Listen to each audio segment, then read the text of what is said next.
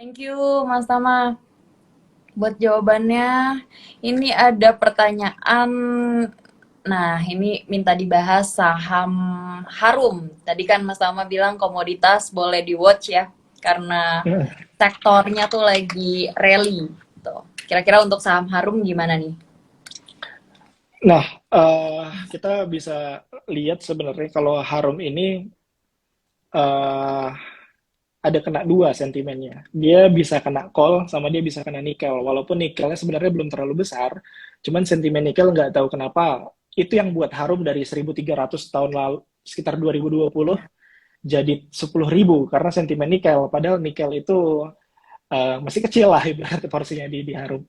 So untuk ngelihat ini kita bisa lihat kalau saya pribadi saya ngelihat Harum ini dari sektor batu bara walaupun kadang-kadang dia geraknya misalnya batu bara hari ini naik dia bisa ikut naik tapi nggak terlalu signifikan tapi kalau nikel naik dia juga ikut naik walaupun tidak terlalu signifikan.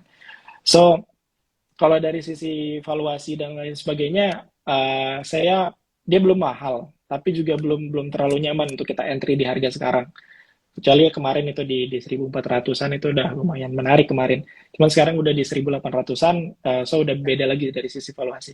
Tapi dari sisi teknikal juga seperti itu, sudah dekat area resistance 1.900-an. Teman-teman yang belum punya barang, sabar dulu. Jangan jangan terlalu dikejar karena apa ya, penghalangnya udah deket gitu. Tapi kalau yang udah punya barang, ya happy cuan, karena harus harusnya cuan gitu. Kecuali belinya di bulan-bulan 2 bulan yang lalu gitu kan, masih di 2.400-an, itu beda cerita. So untuk Harum secara fundamental dia dia still oke karena ke anu komoditas lah ibaratnya. Cuman masalahnya valuasinya terlalu menurut saya dia belum belum mahal tapi belum belum murah juga. So untuk masalah teknikal juga tadi yang udah saya sampaikan. Dia dikit lagi ke resisten, jadi teman-teman yang belum masuk sabar, yang udah siap-siap take profit. Kalau misalnya mau take profit atau nggak mau take profit ya siap-siap trailing stopnya aja. Gitu. Oke, wah thank you banget Mas Tama. Tadi actionnya lengkap ya untuk teman-teman yang udah Hmm. punya sama untuk teman-teman yang belum punya. Udah di spill nih action terbaiknya. Oke, nah ini ada yang tanya saham. Wah, ini saham emiten shipping nih, Mas Tama, SMDR. What do you think? Katanya. SMDR. Nah, oke ini yang tadi saya sebut kita punya shipping. Jadi Oke, saham ini ya, Mas Tama ya. saham ini. Oke, Cuman disclaimer ini ya teman-teman ya. disclaimer ya teman-teman. Saya punya average bawah banget. Jadi jadi Oke. makanya saya selalu bilang sebenarnya teman-teman kalau shipping ini harganya sekarang valuasinya nggak terlalu nyaman karena kalau harus kita diskonkan, ya sebenarnya masih bagus. Ini masih bagus, prospeknya masih bagus. Cuman kalau kita perlu diskonkan secara valuasi ya kita perlu nawar lagi lah di harga bawah. Nah kalau teman-teman ibaratnya gini deh, kalau misalnya punya ini untuk investing ya, untuk investing kalau punya harga di bawah 2.200 gitu ya, masih bisa hold lah setidaknya. Masih bisa hold sampai kita ngeliat gimana reaksi pasar terhadap laporan keuangannya. Karena kan saya yakin di kuartal 2 ini pasti pasti pasti melonjak lah kinerjanya. Kita lihat reaksi pasar. So nanti di kita kalau udah mulai ke angka 3.500 lagi segala macam itu bisa jadi opsi take profit lah untuk kita di saat ini. Kecuali ada kondisi yang lainnya. Ternyata SMDR ada melakukan aksi korporasi dan merubah valuasi itu beda lagi ya ceritanya ke depannya. Tapi untuk masalah teknikal uh, saya masih so-so sih maksudnya masih belum terlalu tertarik karena kondisinya sekarang dia udah tidak super uptrend lagi. Dia masih masuk kategori uptrend tapi kemarin dia udah breakdown. So kita masih wait and see dulu untuk si SMDR. Tapi masih ada peluang karena memang kita ngelihat ada gap yang belum ketutup ya, Mbak. Jadi kalau bisa dilihat ada Iya, gap yang belum ketutup betul. dan kemungkinan itu bisa ditutup kalau misalnya nanti SMDR kinerjanya bagus dan reaksi pasar oke gitu untuk itu. So jadi untuk yang kondisi sekarang tanggung lah kalau menurut saya karena perlu atensi dulu untuk si SMDR ini. Tapi kalau udah punya nggak apa-apa masih layak hold sih ini. Seperti itu. Oke, di hold aja ya teman-teman ya kalau yang udah punya. Kalau misalnya dia udah punya tapi masih floating loss, average down masih oke nggak Mas Tama di Kalau SMDR ini? trading ya. Nah kalau ini mungkin balik lagi ya preferensi masing-masing ya. Saya nggak pernah Oke. suka average down kalau trading. Jadi Ah, jadi tergantung teman-teman ya. Tapi kalau saya sih pikirnya gini, kalau mau jawab average down atau tidak, kalau saya belum punya barang, saya mau beli nggak itu? Gitu. Kalau saya sekarang belum mau beli, kalau misalnya mau trading, jadi kalau ditanya saya belum menyarankan average down, walaupun mungkin beda-beda ya, karena menurut saya pribadi, untuk mungkin teman-teman lah, bedain antara range buy dengan average down ya teman-teman.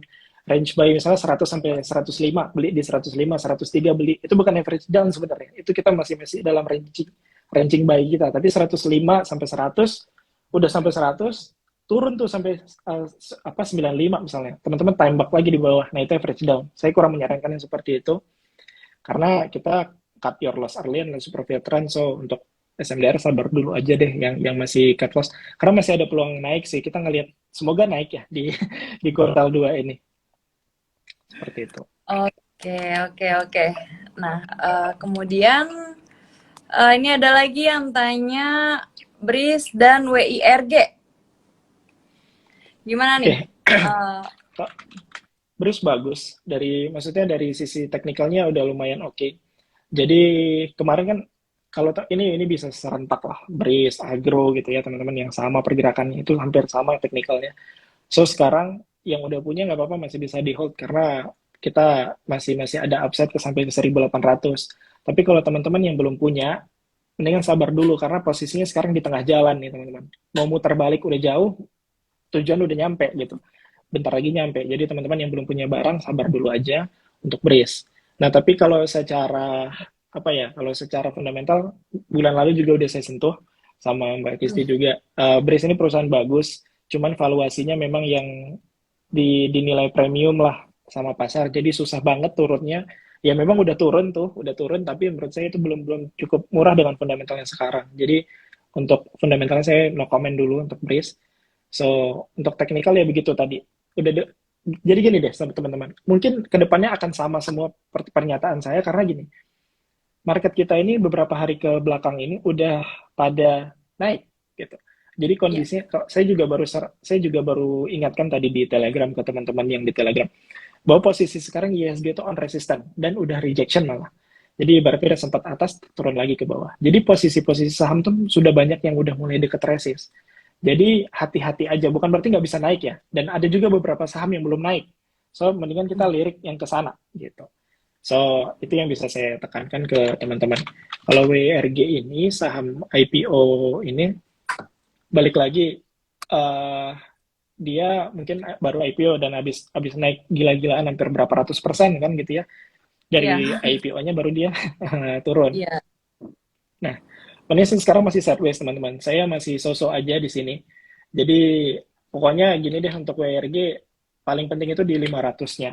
Di 500. Kalau udah breakdown 500 lupain dulu. Tapi kalau masih di atas 500 itu masih ada peluang sih. Dia masih sideways aja. Saran saya sih nunggu breakout aja. Nunggu nanti di atas 600 mungkin baru baru bisa kita coba ikutan. Kalau sekarang wait and see dulu. Oke, wah, thank you Mas Tama. Ini saham yang lumayan banyak ditanyakan soalnya BRIS sama WIRG. Karena kalau BRIS kan kemarin sempat ada katalis positif ya dari masuknya LQ apa BRIS ke Betul, LQ45 nih teman-teman. benar. Dan itu kayaknya ada euforia yang tercipta tuh dari dia masuk ke LQ45 itu. Kalau WIRG Betul. emang cukup fenomenal ya, Mas Tama ya. Karena sejak dia IPO naiknya buset, udah 100% lebih gitu ya. Kalau nggak Ratusan salah 400% persen. ya. Iya, iya Nah, 400%-an, heeh, betul. Nah ini dia sempat downtrend, kemudian mencoba untuk konsolidasi gitu. Nah jadi betul. tadi udah level-levelnya udah disebut oleh Mas Tama. Jadi strateginya mungkin boleh diakumulasi ketika dia buy on breakout di 600-an ya, Mas Tama ya. Yep, kalau mau benar-benar mau entry di situ. Kalau Oke, thank you Mas Tama. Lagi-lagi teman-teman disclaimer on ya. Silakan sesuaikan dengan profil risiko yang teman-teman punya. Nah, untuk agro kira-kira gimana nih Mas Tama? Hampir sama kayak brace itu harusnya. Jadi Oke. sekarang on resistant gitu kan, maksudnya sekarang udah deket resistant dan masih masih berusaha untuk breakout. Jadi tinggal diperhatikan aja kalau misalnya dia breakout ya kita bisa ikutan gitu. Tapi kalau rejection kembali, ya mendingan kita tunggu dulu gitu. Karena sekarang kondisinya hari ini juga dia belum belum bisa breakout resisten kan gitu. Dan Hmm. ini yang biasanya saya suka dengan saham-saham, walaupun memang balik lagi disclaimer ya teman-teman, dia downtrend tapi sudah mulai ada perlawanan. Nah biasanya itu upside panjang untuk kita trend following itu besar. Jadi kita ini bisa diperhatikan aja, asal risk rewardnya nanti diperhatikan gitu. Oke, nah itu teman-teman lagi-lagi perhatikan risk reward ya. Ini nggak apa-apa ya Mas Tama, banyak pertanyaan nih soalnya. Nggak apa-apa, Nggak apa-apa, kita coba jawab sampai dengan waktunya habis ya. aman Oke, aman. nah ini kira-kira untuk AMRT gimana nih Mas Tama? Merah terus, gimana solusinya? Mungkin lagi ngalamin floating loss kayaknya ini Kak Arul. Silakan Mas Tama insight-nya. Nah, sebentar, AMRT ya. AMRT, AMRT iya. AMRT baru hari ini merah, Mas. Ya, Belakangan 4 hari udah hijau malah. Jadi nggak apa-apa. Jadi gini, untuk AMRT normal ya. normal, maksudnya wajar lah gitu. Udah naik terus dia turun lagi. Kecuali Mas belinya di 2100 pas di atas gitu. Nah itu yang seharusnya punya konsiderasi stop loss-nya. Cuman yang bisa saya bantu adalah gini deh, sekarang ini ada support kuatnya di 1800. Jadi lumayan kuat itu di 1800. Jadi kalau misalnya dia close di bawah itu, mendingan coba opsi exit dulu kalau misalnya untuk trading ya. Nah, jadi teman-teman yang punya saham di sini ya itu bisa, cuman secara tren dia masih oke kok. Kalau secara tren dia masih oke, dan dari sisi flow juga dia masih oke gitu. Jadi masih ada upside lah. Oke, thank you Mas Tama. Ini ada lagi yang tanya ICBP. Gimana Mas Tama? Wah, ini saya tahu kayaknya kenapa nanya Arya. ICBP itu ini mau saya apa ya? Coba sampaikan ke teman-teman juga. Tadi ada juga yang nanyain consumer. Jadi consumer ICBP, Unilever, Mayora kan gitu. Semua merah hari ini padahal ISG naik kencang gitu. Cuman ya itu yang tadi saya perhatikan adalah gini, kalau untuk trading semua back on chart teman-teman. Jadi price action itu everything kalau bagi saya. Jadi kalau misalnya dia udah nembus support ya udah selling aja dulu. Tapi kalau misalnya dia apa ibaratnya masih masih belum nembus support ya udah ditahan dulu gitu. Cuman yang menarik adalah baik itu ICBP atau Unilever, kita ngelihat dari sisi inflow-nya malah positif. So ini ada potensi dia untuk marking down, ibaratnya dia ngumpulin di harga bawah. Cuman ya saya nggak mau fokuskan ke situ, jadi fokuskan aja ke chart. Untuk sejauh ini sih dia masih uptrend, masih secara garis besar untuk ICBP. Cuman ya itu hari ini tadi itu dia udah turun. Cuman bagusnya adalah dia udah sekarang ini dia pas banget di moving average 50 kalau teman-teman nanti perhatikan. Jadi dia pas di moving average 50. Nanti besok kalau misalnya close di bawah itu, tutup di bawah itu, mendingan teman-teman coba ini dulu deh, coba scaling out dulu aja. Nanti biar kita nanti nampung lagi di bawah. Cuman kalau untuk investing, mungkin ini saya nggak tahu ya dia siapa ini, Mbak Citra investing atau trading. Cuman untuk investing, untuk consumer ini disclaimer lagi ya, belum terlalu mahal teman-teman. Jadi kalau yang punya saham consumer untuk investing masih boleh di hold karena sahamnya sekarang belum mahal dan masih ada potensi perbaikan. Walaupun ya mungkin turun-turun biasalah, toh mereka dari bulan apa nih, dari bulan April udah naik berapa persen, sekarang kan baru correction aja seperti itu. Jadi Hmm, mungkin itu bisa jadi masukan deh iya. untuk teman-teman. Jadi ini memang kalau teknikal lagi koreksi wajar juga ya Mas Tama ya, karena Betul. trennya udah bullish dari 19 April, dari pertengahan April gitu teman-teman. Jadi wajarlah dia kalau koreksi terlebih dulu tuh. Betul. Oke, oke ini mungkin ada beberapa saham lagi ya Mas Tama ya, nggak apa-apa ya. Boleh, nggak apa-apa. Oke, ini saham Mika nih dari healthcare Oke. sektor. Kalau Mika sih sebenarnya kalau dari sisi teknikal dia lagi ranging. Jadi saya memang kalau teknikal, kalau misalnya teman-teman suka dengan saham-saham yang ranging, ibaratnya sideways, coba cari pergerakannya yang agak lebar. Kalau dulu tuh kita ingat banget dulu sebelum Telkom naik, itu tuh Telkom itu ranging parah dan selalu Ya. uh, reboundnya itu dia supportnya. Nah, coba cari saham-saham yang seperti itu kalau mau ranging. Jadi untuk Mika sendiri sih sebenarnya ini mungkin inilah buat insight juga buat teman-teman. Saya tadi sebut CBP itu ada moving average 50. Nah, Mika ini juga salah satu saham yang respect dengan MA50 tadi. Jadi, nah Oke. ini mungkin sedikit Ya. tips lah buat teman-teman. Moving average itu semuanya bagus, teman-teman, tergantung ke saham mana. Jadi ada saham yang respect dengan MA50 mungkin. Ada saham yang respect sama MA45 bahkan. Jadi itu nanti tugas para trader nanti untuk ngulik sebenarnya ini saham MA50 ini, saham MA20 ini. Maksud saya respect adalah ketika dia kena MA50, dia mantul.